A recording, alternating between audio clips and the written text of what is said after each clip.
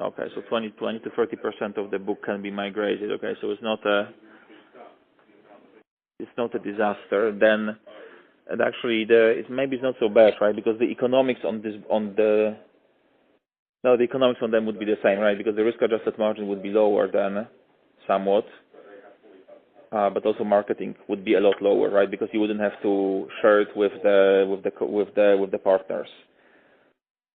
No, that's right. Yeah. So essentially, those 20 to 30% of the book, which is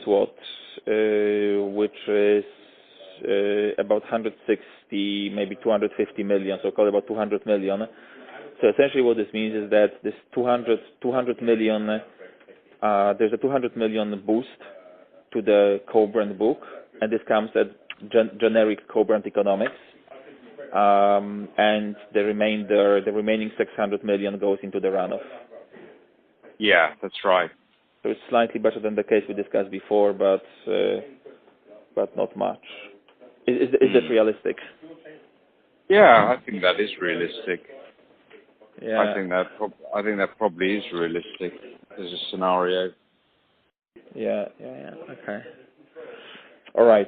They've done it before. Yeah. They've done it before. Mm-hmm. Yeah. Just bear that in mind. They've done it multiple times. So this is not as though they're untested with managing that. Yeah. I think the growth question is a much more challenging question. What do you mean the growth, like in inorganic? Yeah.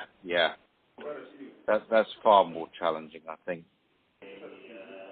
Yeah.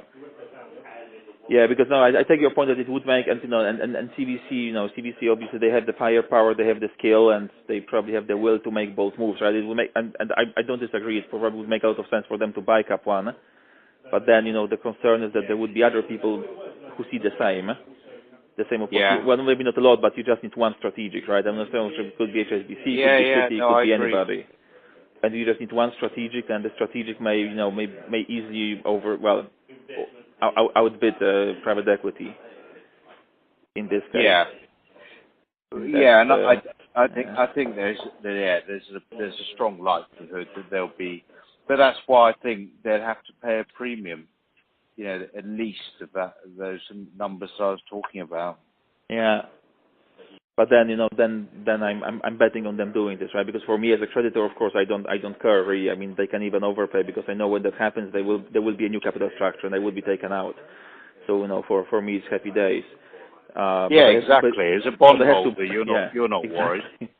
But I have to believe that CVC will be willing to pay this premium, and I see why. But essentially what you're saying that it looks like, because from what you're saying, it looks like the co-brand is going to go one way or another.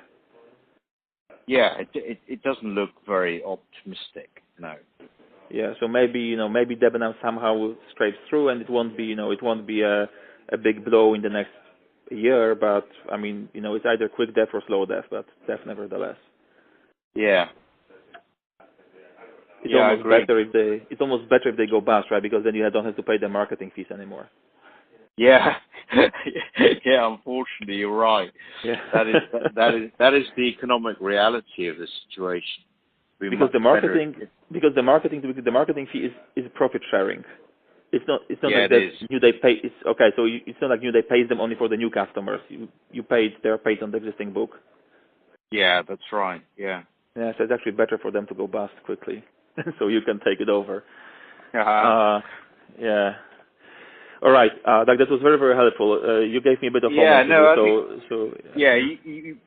I think it's been useful. I think you've got a good idea of how it would work, and I do think it's not all bad news, and so I think it's certainly going to have some interesting challenges. But I think you're broadly on the right lines, I think, with your calculations and your assumptions. It's not all bad, but it's very difficult. I think it's a lot more. I think what my takeaway is that of course you mentioned that Barclay and Lloyd are coming back into the space, which makes it even more difficult. But essentially, what you're saying is that that losing